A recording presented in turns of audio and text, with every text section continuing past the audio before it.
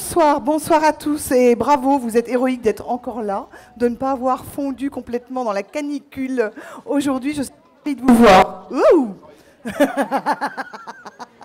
On doit espérer tous ne pas rester C'était le sourds. premier gag de la soirée. Attention parce que je vais rire plus fort, hein. Vous allez arriver à baisser. Alors, pour commencer, pour se mettre en forme, pour me réveiller moi personnellement, qui cuit depuis 3 jours ici, et pour être certain que ça arrive, je vais vous demander de tous vous lever et de me faire, à moi, mais aussi à Julien Perron, organisateur de ce festival, une énorme, énorme, énorme standing ovation. Alors allez-y, donnez tout. C'est parti. Ouais. Super. Bravo. Bon, bah c'est génial. Merci, vous êtes formidables. Ah, il s'arrête plus. Génial. Je peux rentrer à la maison, c'est fait ça.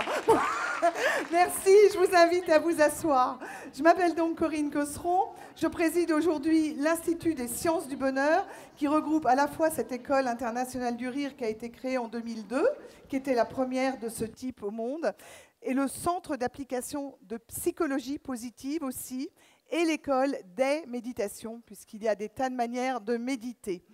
Et dans ce cadre-là, donc on s'occupe effectivement de rire thérapeutique, de rigologie, et on intervient à la fois dans le secteur médico-social, dans les entreprises et dans l'enseignement. C'est pour ça qu'on est là ce soir.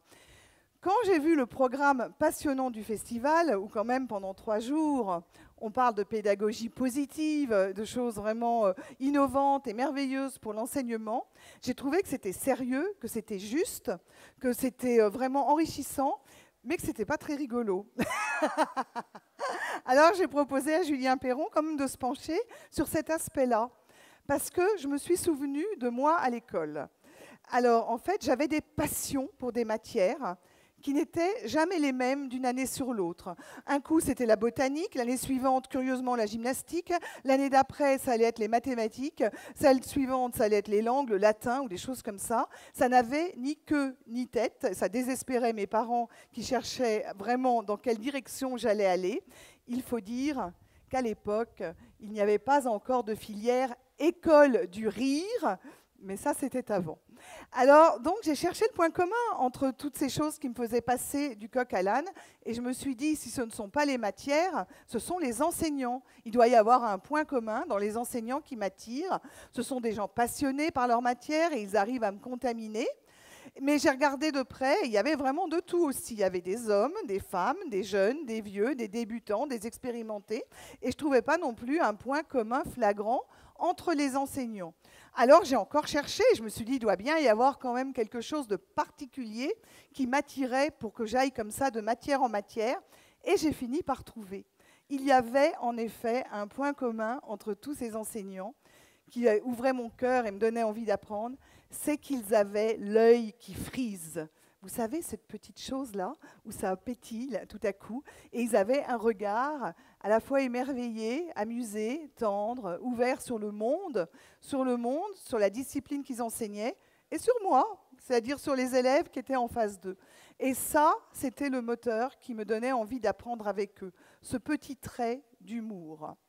Donc, je me suis dit, est-ce que, maintenant qu'on fait énormément d'études scientifiques sur ce qui fonctionne et sur ce qui ne fonctionne pas, maintenant qu'on colle dans des IRM fonctionnels des tas de gens, y compris Mathieu Ricard en train de méditer pour voir ce qui se passe dans le cerveau, est-ce que la science nous dit, oui ou non, que le rire, ou l'humour, ou le sourire, ou la bienveillance vont avoir un impact sur la qualité de l'enseignement et sur ce qu'on va retenir et mémoriser?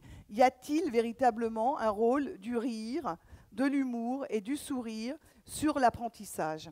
Et c'est de ça dont je vous propose de parler dans l'heure qui vient, interrompu par quelques petits exercices quand même, parce que nous sommes rigologues, et qui sera clôturé surtout par le plus grand éclat de rire du festival. J'ajoute qu'à ce plus grand éclat de rire, je vais peut-être prolonger, pour ceux qui le désirent, de 10 minutes, un quart d'heure par une vraie séance de rire, même petite, même là. Je vois qu'il y en a qui sont déjà contents. Et ça sera pour exprimer toute ma gratitude aux bénévoles extraordinaires de ce festival qui ont couru pendant 3 jours et qui ont été partout.